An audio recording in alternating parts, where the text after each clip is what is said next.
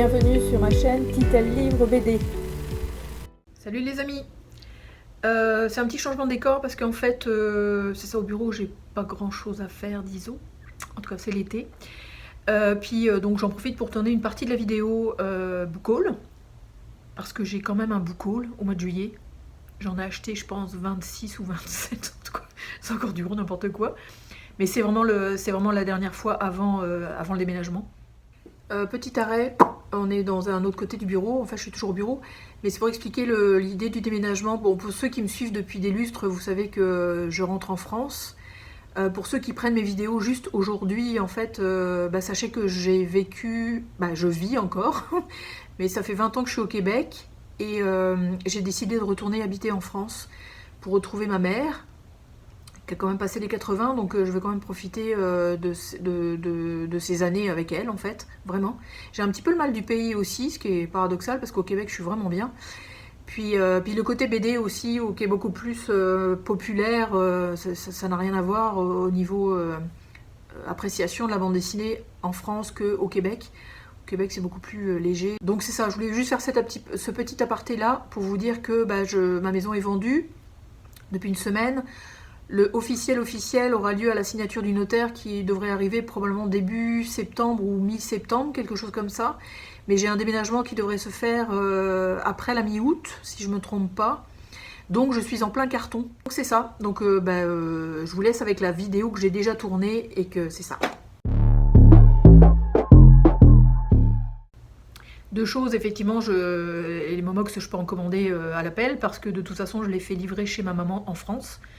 Donc je vais les retrouver en débarquant chez elle donc au mois de septembre. Puis le truc aussi en fait que j'ai voulu faire, c'est à la librairie Arimouski.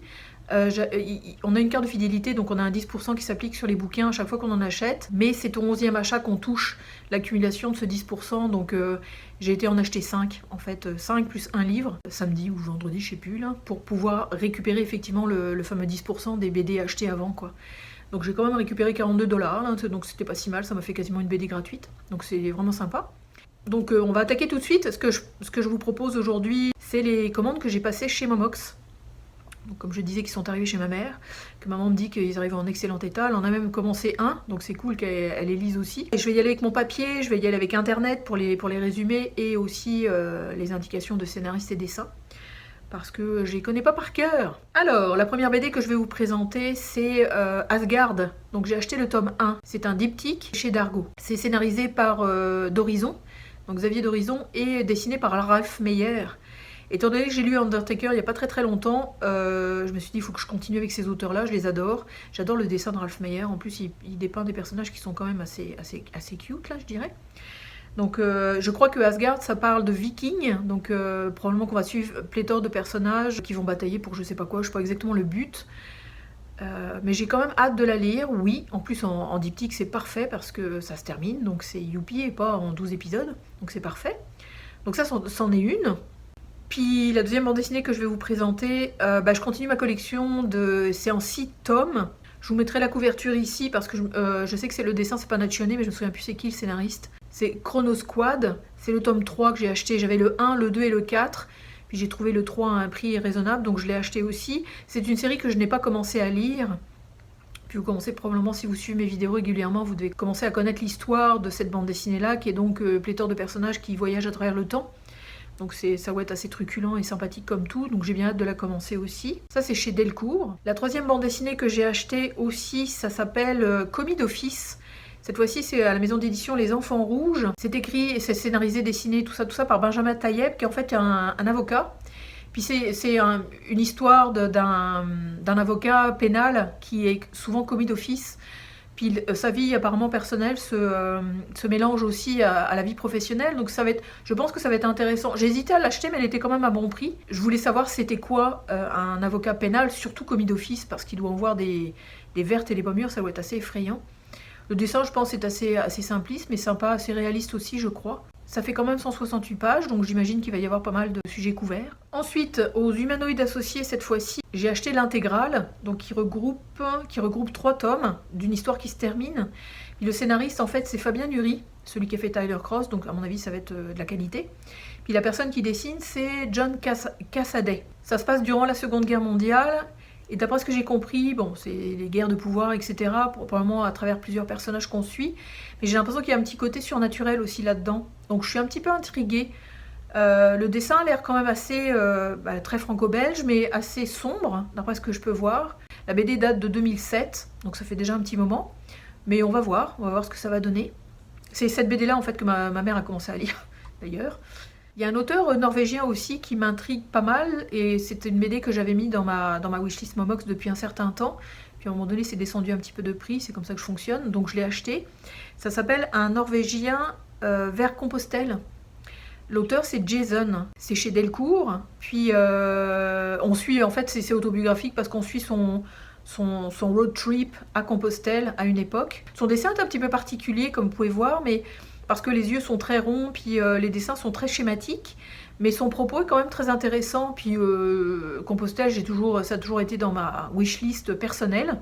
Un jour, je le ferai. Donc j'aime ça lire ces expériences-là, je trouve ça toujours intéressant. Donc bien hâte de la lire aussi, celle-là. J'imagine que ça va se lire vite. Ensuite, alors un duo que j'ai beaucoup aimé en lisant la BD Un homme de goût, qui est en 2 tomes. C'est alors les scénaristes, je capote dessus depuis un certain temps déjà, surtout depuis Carcajou. C'est El Diablo. Puis la personne qui dessine et qui colorise, c'est Cha, C-H-A, c'est une femme. Et donc ils sont bien défoncés effectivement au niveau scénario et dessin pour Un homme de goût. Et là j'ai acheté Pizza Road Trip, c'est chez Ankama. D'après ce que j'ai compris, on suit une bande de potes en fait qui vont aller jusqu'à la vie et à la mort. Ça va être encore un petit peu déjanté, un petit peu foufou, un petit peu tordu, un petit peu weird. Donc encore une BD qui va faire du bien, qui va nous sortir de notre quotidien, ça va être sympa comme tout. Donc ça aussi, bien hâte de la lire. Ensuite un petit Sarbacane, inévitable Sarbacane évidemment, parce que la maison d'édition j'adore. C'est Totem, scénarisé par Nicolas Wouters et dessiné par Michael Ross. Puis c'est chez Sarbacane, je l'ai déjà dit. Le titre qui est marqué sur le site de la maison d'édition, c'est Pépite de Montreuil 2016, catégorie grand. C'est le dessin qui m'a attiré, ça a l'air un petit peu fantasmagorique, léger, onirique, bizarre, très doux, pas mal pastel aussi au niveau des couleurs, donc ça j'aime beaucoup. C'est l'histoire d'un petit garçon de 12 ans qui va se retrouver dans un camp scout et qui va vivre plein d'aventures au niveau de son développement personnel, au niveau de ses amourettes, au niveau de l'abus des grands par rapport aux petits, etc. Donc c'est pour ça que je pense que c'est marqué catégorie grand, parce que ça va traiter des histoires quand même assez sérieuses, pour voir de quelle façon il va sortir de tout ça. Donc ça aussi, chouette, je pense que ça va être une chouette BD vraiment. Ensuite, oui, j'en avais parlé dans ma dernière vidéo d'avis lecture, c'est Vague de froid, parce que Jean Crémers, j'aime de plus en plus, et c'est sa première BD. Donc ça, c'est aux éditions Le Lombard. Alors lui, il fait tout, il fait scénario et dessin, couleurs et tout. Puis là, d'après ce que j'ai compris, c'est une histoire fictionnelle, mais autobiographique aussi, parce qu'il parle d'un road trip qu'il a eu avec son frère. Alors j'ai cru comprendre en travers les branches qu'il devait y avoir la mort de quelqu'un ou quelque chose, en tout cas il doit y avoir quelque chose d'assez triste, mais c'est ça. Donc j'aime beaucoup son dessin, j'avais lu Le Grand Large. Comme vous avez pu voir, je vous ai présenté aussi Après l'orage en avis lecture à la dernière vidéo. Je vous le représente en book-haul juste derrière, parce qu'effectivement je l'ai acheté en juillet. Et j'aime beaucoup ce qu'il a dans la tête. J'aime bien en fait ces histoires qui vont quand même loin, qui peuvent être extrêmement poignantes et très tristes, mais qui sont très révélatrices de l'intérieur d'un humain. De l'intérieur d'un humain, pas les cœurs, les boyaux et tout ça, évidemment, mais là-dedans, là. Donc c'est un auteur que je vais rester accroché, je pense. Je pense qu'il y en a un bientôt qu'il est en train de faire aussi, qui devrait peut-être sortir cette année ou l'année prochaine. Ça aussi, c'est sûr que je vais acheter ça. Et un petit dernier, en fait, qui est en 4 tomes. C'est chez Soleil. C'est scénarisé par Olivier Perru. Puis c'est dessiné à plusieurs mains, si je ne me trompe pas. En fait, je vous avais présenté en avis lecture Zombie chronologie, que j'avais beaucoup aimé, qui était en 3 tomes, qui était en histoire séparée, qui était vraiment sympathique comme tout. Moi, j'adore les histoires de zombies, j'adore les histoires d'horreur avec ce thème-là, donc j'aime beaucoup. Puis là, en fait, je me suis acheté les 4 tomes de zombies, donc le premier cycle, disons, et je me suis acheté aussi le tome 0. D'après ce que j'ai compris, c'est une histoire à part. Il vaut mieux lire le tome 0 après le 1, 2, 3, 4, mais bon, on va voir. Évidemment, le scénario, on va pas le décrire, hein, parce que j'imagine que c'est plusieurs personnages qui fuient les zombies, donc il n'y a rien de nouveau là-dedans. Bah, dans le premier cycle, Sam fuit l'épidémie qui ravage la planète et transforme les hommes en morts-vivants affamés. Ni particulièrement ni foncièrement mauvais, Sam fait de son mieux pour survivre et tenter de retrouver sa fille. Dans sa quête, il fait des rencontres étonnantes qui l'aideront à se souvenir de ce qu'est être humain. Méga classique, évidemment, on vous apprend rien, hein, mais c'est ça, j'avais beaucoup aimé la façon dont ça avait été traité, c'était quand même assez sérieux. C'était comme de regarder une bonne série à la télévision, je trouve. Donc j'avais beaucoup aimé Nécrologie, on va voir ce que va donner le premier cycle. Donc c'est ça. Donc voilà pour le côté Momox, donc sans les mains, donc, et sans les bouquins, évidemment. Bah dites-moi celle que vous avez lue, si Asgard c'est vraiment bon ou pas, parce que moi Undertaker je capote, puis je trouve que le duo fonctionne extrêmement bien. Donc je m'étais dit je vais retrouver d'autres séries de cet acabit-là, donc dites-moi. Puis je vous laisse avec la suite en fait qui va être chez moi devant, j'espère, des étagères encore pleines. Donc à tout de suite. Bon bah me revoilà, effectivement, on est le lendemain, comme vous pouvez voir, je suis pas habillée pareil. Je dois avoir des mèches un petit peu plus explosées. Bref, donc oui, je vais vous présenter les BD que j'ai en main. Donc il y en a certaines qui sont d'occasion. Je vous expliquerai pourquoi, c'est pas Momox, c'est autre chose. Ce qui est le fun. Puis le reste en fait est tout neuf. Je vais commencer en fait avec un avis lecture parce que j'ai loupé le coche la dernière fois et c'est bien dommage que je l'ai oublié. On est chez Dargaud. Alors je l'ai aussi acheté en juillet donc ça tombe bien, il peut faire partie du book haul aussi. Donc chez Dargaud, c'est scénarisé par Pélez et dessiné par Sénégas et ça s'appelle Épouvantail. C'est con que je l'ai oublié effectivement dans mon avis lecture la dernière fois. C'est une super jolie BD. Vraiment, bah jolie. C'est en noir et blanc, c'est quand même assez angoissant, c'est un petit peu anxiogène. On y suit une petite fille qui en fait part dans un monde un petit peu imaginaire, mais des fois on se demande si c'est vraiment imaginaire, parce qu'elle parle en fait avec un épouvantail qui lui répond. Puis l'épouvantail au départ, il est pas mal colérique, donc c'est un petit peu, c'est quand même assez violent au départ. Elle essaye de l'amadouer, etc. Donc il y a une espèce de dialogue et une communication qui s'instaure entre ces deux personnages-là. Puis on comprend que la petite fille a perdu sa maman. Le père est quand même assez protecteur, mais il s'est remis avec une autre femme, qui est super gentille, qui est adorable comme tout, mais c'est ça, le contact est un petit peu plus compliqué entre elles deux. Mais c'est ça, donc en fait je vous montre les illustrations, elles sont absolument magnifiques. Moi ça a été un coup de cœur, en fait au niveau de l'histoire c'est super joli, c'est très poignant. La maman aussi est un petit peu sorcière. Donc il y a un petit côté surnaturel qui rentre là-dedans aussi. Puis non, j'ai vraiment beaucoup aimé. Il y a des doubles pages comme ça qui sont absolument magnifiques. Vraiment. Puis c'est un scénario qui se tient bien, c'est pas mal symbolique. On voit l'évolution de la petite fille aussi parce qu'elle parvient à amadouer cet épouvantail-là, qui est donc planté en haut d'un champ et qui peut voir en fait les accidents qui se passent en bas. Donc il y a des choses assez violentes qui arrivent. Puis elle l'amadoue petit à petit, donc elle finit par avoir un super contact avec lui. Lui, il est étrange et tout, évidemment, c'est quand même un épouvantail hein, dans l'idée, c'est pas censé parler ça. Mais il y a un contact qui se fait un petit peu plus doudou, un petit peu plus apaisé, au fur et à mesure qu'on avance dans la bande dessinée. Ça donne ça aussi, c'est vraiment cool. C'est vraiment une bande dessinée que je vous recommande, vraiment pour les dessins, enfin je veux dire, regardez-moi ça. Les dessins sont très doux, avec des traits très fins. La tête de l'épouvantail est quand même assez angoissant. Il a des boutons en forme de yeux, donc ça fait toujours un petit peu tourner le cœur. Puis la petite fille, elle est très enjouée, très mignonne, assez souriante. Puis elle est entourée effectivement de fantômes, de choses étranges autour d'elle. Puis comme ceci par exemple. Donc c'est un mix d'enfance qui devient adolescent, d'imagination, d'angoisse, de perte de la mère, de deuil, de tout ça en fait. Donc c'est vraiment une très jolie BD. Vraiment une très jolie BD que je vous recommande. Donc ça c'est mon petit avis lecture glissé effectivement dans le book haul. Et là on attaque le nerf de la guerre. Donc c'est parti mon kiki, j'en ai quand même quelques-unes à vous présenter. On est chez Le Lombard, et puis c'est un auteur que je découvre de plus en plus et que j'aime de plus en plus. Il m'en manque deux en fait de ces BD que je voudrais acheter aussi à un moment donné. C'est L'Homme étoilé, donc c'est si je me souviens bien, il s'occupe en fait de personnes âgées ou quelque chose comme ça. Puis il a pondu en fait une autre BD qui s'appelle Tu ne marcheras jamais seul. Alors qu'elle attend un enfant, Clémentine sent son compagnon Simon s'éloigner. Dans sa quête pour le ramener, elle se heurte à un vide qu'elle peine à comprendre. Dans une intrigue bouleversante, l'homme étoilé explore les méandres de la solitude avec délicatesse et sensibilité. Et effectivement, j'en ai lu un autre dont je me souviens encore pas, Je suis au-delà de la mort, un truc comme ça je crois, que j'avais beaucoup aimé. Puis il en a écrit d'autres, À la vie, et un autre aussi, qui est beaucoup en relation avec sa façon d'aider les autres, vraiment, parce qu'il est infirmier je crois. Puis son dessin est très mignon, le dessin est tout rond, tout mignon, avec des couleurs quand même assez simples. Mais les personnages sont vraiment intéressants parce que ça met le dessin tout mignon, tout rond en fait, met en avant plus l'histoire je dirais. On s'attarde moins au dessin, parce qu'il est quand même assez simple. Mais il y a plein de choses aussi, effectivement, sans dialogue. Donc ouais, non, j'ai hâte de la lire, celle-là.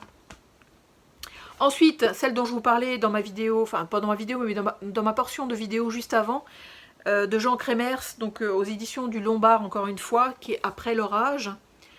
Que j'ai lu et que j'ai beaucoup aimé effectivement, que je vous avais présenté dans un avis lecture, donc je ne recommencerai pas, mais je vais vous montrer quelques pages pour vous montrer le dessin.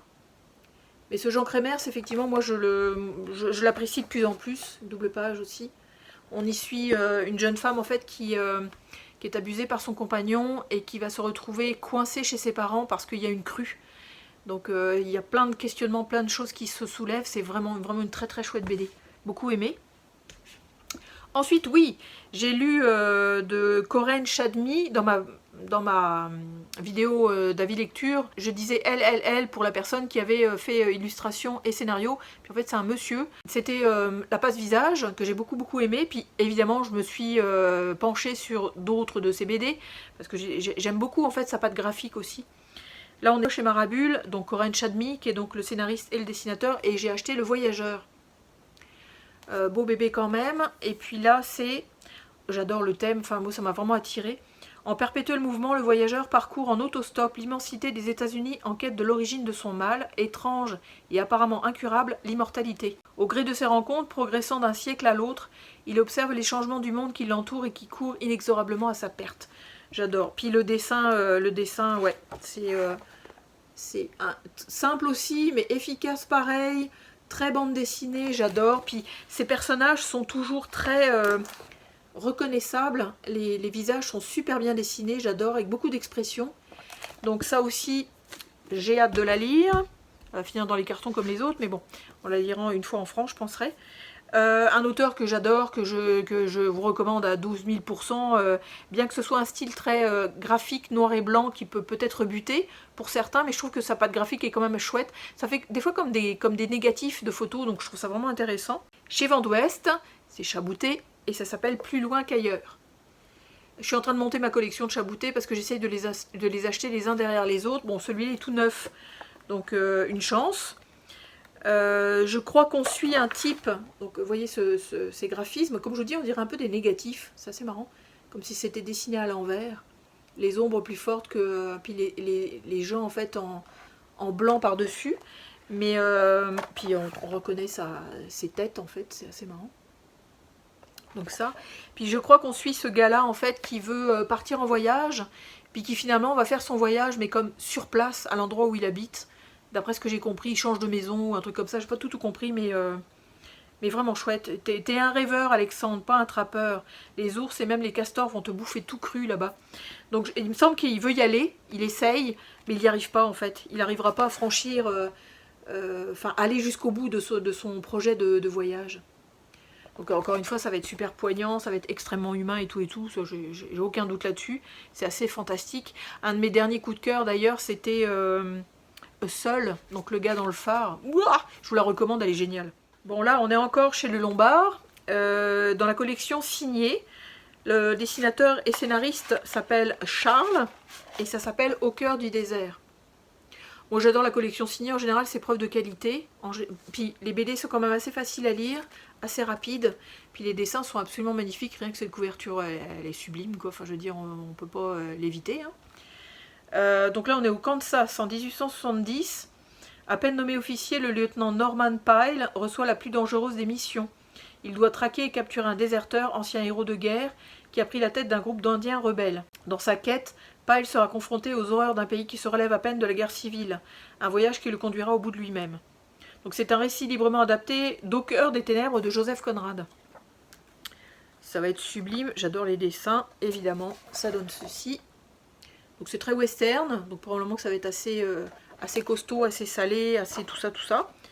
Mais ouais, humain, évidemment, j'espère. Joseph Conrad, je ne pense pas en avoir jamais lu de ses romans, mais je serais peut-être intriguée d'en lire. Donc ça. Ensuite, oui, celui-là aussi, par le dessin et par le thème, ça m'a intriguée vraiment. Puis j'adore découvrir encore une fois des nouveaux auteurs. Donc là, on est chez Grand Angle, donc chez Bambou. Le scénariste et le dessinateur, c'est Marc Quadrado. J'espère que je le prononce correctement. Et ça s'appelle Dans ses yeux. En général, le Bambou, il tape pas à côté au niveau des scénarios parce que c'est souvent poignant et triste et doux et humain et tout. J'utilise toujours les mêmes thèmes, mais effectivement, il va falloir que je change un petit peu mon vocabulaire, que je le développe un peu. Mais bon, c'est ça. Puis là, c'est qu'importe la difficulté du chemin pourvu qu'il mène au bonheur. Déjà, ça annonce la couleur, c'est magnifique. Et le résumé est ceci. Tani ne remet jamais au lendemain. Toujours dans l'action, elle déborde de projets et profite de chaque instant. Marc, son mari, a du mal à la suivre. Il a parfois le sentiment qu'elle est la locomotive et lui le wagon. Et pourtant, Tani souffre d'un handicap, elle est malvoyante. Dans ses yeux est le témoignage sur la vie quotidienne en apparence ordinaire d'un couple dont la femme a su trouver la force pour apprécier pleinement ce que la vie lui offre. Encore une fois, ça va être super. Le dessin est quand même assez simple. C'est pas un dessin que j'associerais à Bambou automatiquement, mais quand même. Puis apparemment, il y a comme plusieurs couleurs, comme on peut voir. Ouais, j'ai bien hâte de lire ça. Ça va être assez doudou, un peu secouant, un peu moralisateur, etc. Donc ouais, non, je sais pas. On va voir ce que ça va donner. J'ai hâte aussi de la lire, celle-ci. Évidemment, ça va pas être tout de suite, malheureusement. Ensuite, alors j'ai pas pu résister, parce que c'est ça, parce que je la veux neuve. Puis je pense que c'est prévu en 3 tomes, en espérant que ça aille pas trop au-delà, mais ça va être le fun. On est chez Casterman cette fois-ci, et c'est scénarisé par Xavier d'Horizon, qu'on connaît avec plein de scénarios absolument magnifiques. Et les dessins sont de Julien Tello, et on parle de Les Gorilles du Général, donc le tome 1. Le sous-titre c'est Septembre 1959. J'ai fait un petit week-end avec une de mes amies, en fait, juste là, parce que là on est mardi. Donc vendredi, samedi, dimanche, on était pour se dire au revoir finalement. Puis je les avais achetés juste avant d'arriver en fait au week-end, donc elle l'a lu, elle a beaucoup aimé. Elle l'a vraiment super bien lu, par exemple, elle a tout lu, toutes les... C'est sûr que c'est quand même une BD assez grosse, mais elle a lu toutes les indications, les références qui sont données, parce qu'en fait, à la fin de la BD, on a ça, ce genre de choses-là. Puis ça fait quand même pas mal de choses à lire, c'est le fun. Et là, je pense que tout le monde le sait, enfin en tout cas pour les gens qui aiment la BD savent qu'elle est sortie, parce qu'elle est quand même pas mal encensée par la critique. Mais on suit, en fait, c'est de la fiction teintée d'historique quand même, mais on suit les 4 gorilles qui ont accompagné en fait De Gaulle dans ses différents mandats apparemment. Donc d'après ce que j'ai compris, en fait, ils ont décidé de s'attaquer à leur histoire à chacun, de voir les liens qu'il y a avec la politique, etc. Donc on va voir. D'après ce que m'a dit mon amie, en fait, avec qui j'ai passé le week-end, là, elle m'a dit que De Gaulle n'est pas si présent que ça, c'est quand même les 4 gorilles qui sont mis en avant. Donc on va voir. Bon, évidemment, il doit y avoir pas mal de politique là-dedans, c'est sûr. Puis le format est quand même assez balèze.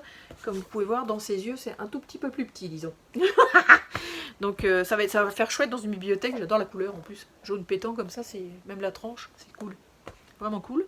Ensuite, alors c'est là, non, celui-là il est encore neuf. On y va encore. Donc là, on est chez Rue de Sèvres. J'étais intriguée, je pense, par le résumé et aussi par le dessin. Parce que, bon, dessin classique, oui, mais des fois, quand c'est un petit peu plus différent de ce qu'on peut connaître comme patte, ça peut être intéressant. Donc, alors, c'est qui fait quoi? C'est pas forcément... Oui, scénario Thomas Lavacheri, et les dessins et couleurs sont de Thomas Gilbert, et c'est Caballero Bueno, une enquête de l'inspecteur Valverde. Ça se présente de cette façon-là, c'est quand même une bonne BD. Alors, inspiré par l'expédition menée par son grand-père sur l'énigmatique île de Pâques, Thomas Lavacheri explore la noirceur humaine dans ce polar haletant. Il reforme, pour notre plus grand plaisir, son duo avec Thomas Gilbert et donne vie à une galerie de personnages inoubliables. Un meurtre cruel, un inspecteur esthète, un peuple blessé, des décors sans pareil, tels sont les ingrédients de Caballero Bueno. On va voir. Et mon Dieu, oui. Ouais, non, j'adore. J'adore. Ça me fait un petit peu penser à la patte graphique, en fait, de Jérôme K. Jérôme, un peu, je trouve. En plus simple, je dirais. Et même les couleurs, les personnages, on dirait. Mais c'est ça. Donc ça aussi, je sais pas ce que ça va donner, mais bien hâte de la lire aussi. C'est ça. Ça va être chouette, ça va être chouette, ça va être chouette. En plus, il y a comme des chapitres et tout. Non, je pense que ça va être super. Ça va être super. Et là, on attaque en fait le côté...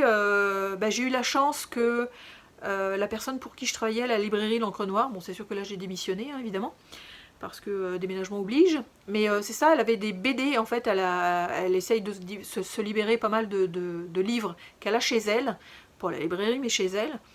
Puis je lui avais dit, si tu te débarrasses de certaines BD, dis-le moi. Alors elle était plus tournée vers la fantaisie, héroïque et fantaisie et compagnie. Ça c'est un petit peu moins ma tasse de thé. Mais finalement je lui en ai acheté quand même quelques-unes. Je lui ai acheté 3 séries. Je lui ai acheté donc chez Dargaud. Les dessins sont de Rosinski et Dufaux pour le scénario. Je ne sais pas si vous avez déjà deviné, mais j'ai acheté en fait son intégrale des premiers tomes de La Complainte des Landes perdues. Ça c'est une bande dessinée que je voulais m'acheter depuis très très longtemps. Genre truc héroïque fantasy, moyenâgeux, avec plein de pouvoirs qui s'entrechoquent et de meurtres, etc. J'imagine qu'on suit cette femme-là. Bon, on verra. Au niveau du dessin, c'est que c'est très très franco-belge, évidemment. Donc j'ai acheté l'intégrale 1. Donc je pense qu'il regroupe 3 tomes. Et j'ai acheté aussi le 1, le 2 et le 3 du cycle 2. Donc 1, 2, 3. Comme ça. Si je me trompe pas, ouais c'est ça. C'est le cycle Siauban. En tout cas, c'est les Chevaliers du Pardon. Non, c'est le cycle Les Chevaliers du Pardon, pardon. Donc. Puis il y a un cycle Siauban, je pense que c'est celui-là. Parce que j'ai eu du mal à retrouver mes petits, moi, avec tout ça, là. Les Chevaliers du Pardon, c'est Dufaux et Delaby au dessin. Puis effectivement, c'est Dufaux et Rosinski pour le cycle Siauban. Puis apparemment, il y a un autre cycle qui est apparu qui s'appelle Les Sorcières. Je sais pas s'il est déjà sorti, mais... parce que les BD sont quand même anciennes. Donc ça donne ça. Je suis bien contente de les avoir, vraiment. Puis un triptyque. J'imagine qu'on peut les lire en séparé, je penserais. C'est chez Soleil, dans leur collection celtique. Il y a 3 tomes. Et ça s'appelle Les Contes de l'Ankou. Donc le tome 1. Il y a quand même pas mal de gens là-dessus. Le breton, Istin, Sorel, Poix et Gwendal. Sur le tome 2, Istin, le breton, Debois, Sorel, Tati, Liberge et Gwendal. Et sur le 3e, Istin, Fabuel, Patureau, La Montagne, Le Droit et Gwendal. J'imagine que ça doit être un... Bon, le cellulaire a lâché parce qu'il n'y avait plus de place, donc il a fallu que je transfère la vidéo. Bref, j'étais en train de vous montrer des planches du conte de l'Ankou, où il y a effectivement comme plusieurs pattes graphiques, comme vous pouvez voir. Je pense que les histoires se terminent. Ouais, c'est ça, ça donne ça. Ça va être chouette. Je pense que ça va être chouette. En tout cas, j'adore. Les couvertures sont absolument sublimes. Je vous les remonte encore une fois. En plus, il y a des sous-titres. Qui est mon père pour le 2e. Et le 3e, c'est Au Royaume des Morts. Encore une fois, la paire de fesses, donc. Donc c'est ça, vraiment je remercie ma collègue de m'avoir vendu ça, c'est le fun. Et la dernière série que je vais vous présenter aussi, c'est sûr que j'ai lu les bouquins, donc j'ai beaucoup aimé, puis je pense qu'on est nombreux à les avoir aimés. Ça sortait un petit peu de l'ordinaire, c'est d'après la trilogie de Stieg Larsson, c'est Millennium. Donc c'est sûr qu'elle m'a vendu en fait le tome 1, 2 et 4, donc il va falloir que je me procure le tome 3, mais je suis vraiment contente de les avoir. Ça faisait un moment en fait que je louchais dessus, puis oui. Donc c'est la première, ça c'est le premier tome, 2e tome, les pochettes sont ouf, et le 4e tome, ça donne ça. Alors c'est chez Dupuis, puis en fait c'est Runberg et Mann. Runberg, je pense que c'est celui qui fait le scénario, couleur de Vernet, donc d'après la trilogie. Puis je crois que c'est, en fait c'est en 2 parties, donc... le tome 1 va avec le tome 2 si je ne me trompe pas au niveau de l'histoire. Parce que, je vais aller regarder, dans le tome 4 il y a marqué seconde partie en fait. Ouais c'est ça. Les hommes qui n'aimaient pas les femmes, première partie. Puis le 2e c'est les hommes qui n'aimaient pas les femmes, seconde partie. Donc ils ont découpé le premier bouquin en fait en 2 tomes. Donc c'est quand même le fun. J'adore les dessins. Je vais vous en montrer un petit peu quand même. Je vais prendre le tome 1 pour éviter de trop spolier. Je sais jamais comment le dire ce truc là. Ouh, nice. Ouais, very nice. Donc hello. Donc si vous connaissez pas l'histoire de Millennium, ben, en fait on suit une jeune fille franchement déjantée qui va se venger de certains hommes en fait, qui ont fait du mal à un tel ou un tel, puis elle va s'associer avec un flic qu'on a un petit peu rien à foutre aussi, mais ils vont être vraiment deux limiers l'un à côté de l'autre et ils vont effectivement travailler de concert pour dénoncer des choses quand même assez noires, en tout cas de l'âme humaine, que ce soit en politique ou dans la police ou dans n'importe quoi, enfin dans les finances aussi en fait. Donc c'est une intrigue qui est extrêmement noire. Surtout elle est dans un milieu qui est vraiment pas florissant, disons. Puis mais elle s'en sort, violence par la violence aussi. Donc mais j'adore les dessins sont absolument magnifiques, vraiment. Je vous remets la couverture du 4e, puis c'est vraiment chouette. Voilà pour ce book haul dernier. Là c'est vraiment le dernier book haul que je fais. Avant, quand je serai rendue en France, mais alors quand je vais être rendue en France, ça va être l'horreur. Je pense que je vais dépenser 2000 euros. Il faut que je pense en euros maintenant. Parce que j'en ai plein en attente, parce que je peux pas en commander, parce que... bon, c'est sûr que j'en commande quand même un petit peu chez Momox, donc je triche un peu, disons. Mais c'est ça. Là, on est le 28 juillet. C'est vraiment le book haul de ces derniers temps. Puis j'en rachèterai pas quoi. Faut pas que j'en rachète. Faut que je mette tout ça dans les cartons. Comme vous avez vu, ils sont encore là. Mais j'attaque fort ce soir. Puis je vais aussi effectivement attaquer demain. Puis tout le week-end en fait. Faut que je mette tout ça dans les cartons. Ça va être le fun. Je vais peut-être vous filmer quelques petites scénettes. Ça pourrait être sympa effectivement d'avoir une vidéo là-dessus. Mais bon, on verra. Pour les prochaines vidéos sur ma chaîne YouTube, ça risque d'être un petit peu olé, j'avoue. Parce que je suis dans le déménagement, parce que je vais pas pouvoir lire de BD parce qu'ils vont être dans les cartons. Donc je pourrais peut-être vous faire des avis lecture par-ci par-là. Ou alors, je vais me mettre à faire des shorts au niveau des vidéos. Puis ça pourrait être très sympa, je pense, histoire de garder quand même le contact avec vous, quoi. Puis vous, avec moi, finalement. Mais c'est ça, vous attendez pas à là, cette fois-ci, c'est le vrai de vrai. Il n'y aura pas tant de vidéos que ça, probablement une toutes les 2 semaines, ou une toutes les 3 semaines, ou pas du tout, on verra. Mais ne m'oubliez pas, ne vous désabonnez pas. Au pire, allez refaire un petit topo sur les vidéos d'avant, puis pour vous redonner un petit coup de neuf sur les bandes dessinées que j'ai déjà présentées. Ça va vous faire un petit wrap-up, disons. Mais c'est ça, donc merci encore d'être là, merci pour vos commentaires, merci pour vos abonnements, merci pour vos partages, merci pour tout ça vraiment. Merci pour vos encouragements aussi par rapport au déménagement, je vous sens derrière moi. C'est quand même le fun, en plus de mes amis, puis ma mère et tout ça qui fait que m'attendre. Mais c'est ça, donc j'ai hâte et pas hâte de quitter le Québec. C'est un petit aparté perso que je vous avoue. Parce que le Québec, j'y suis bien. La France, on va voir si je vais y être bien aussi. Au pire, je reviendrai ici.